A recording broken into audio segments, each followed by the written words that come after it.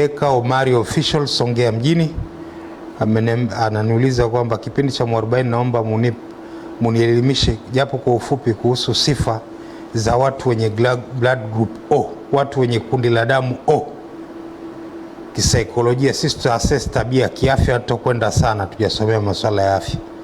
Moja ni watu wenye hasira za haraka, wepesi wa kusamehe na kusahau.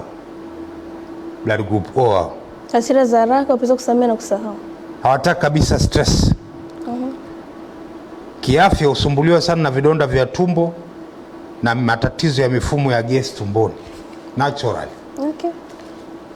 Wanachukia sana dharau na uonevu. Wasipofanya kazi tu wakakaa idle, huwa kama wanaumwa. Yaani mtu group O akikaa tu, yani afanye kazi yote, huwa anajisikia kama anaumwa. Wanaweza kuishi katika mazingira magumu ikiwepo vijijini kwa muda mrefu na lifespan yao ni kubwa. Yaani ni mtu ambaye kukaa kijijini sio issue. Kwa mazingira magumu sio, anaishi tu. Na kazi anapiga, anapenda kupiga kazi. Ni watu mara nyingi wenye roho nzuri. Kwenye ladha zingine ni watamu, sijajua utamu unatokea wapi. Kwenye nini? Ni watamu hasa wakiwa weusi. Hawapendi vitu vyenye kona kona. Huwa si wepesi wa kuvunja ndoa na mahusiano, lakini akichoka akiondoka harudi.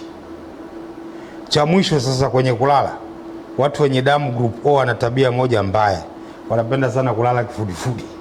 Kifudifudi? Yani hivi. Wanalia tumbo? Sana. Yani hiyo hawezi kulala usiku kucha asifanye hicho. Kumbe ni tabia mbaya kulala na tumbo? Sio tabia mbaya, yani wamezoea, yani sijui ikoje, yani hajalala kifudifudi hajaridhika. Alafu kama una damu group O na unagombania mapenzi au mapenzi yanakutesa, wewe mjinga.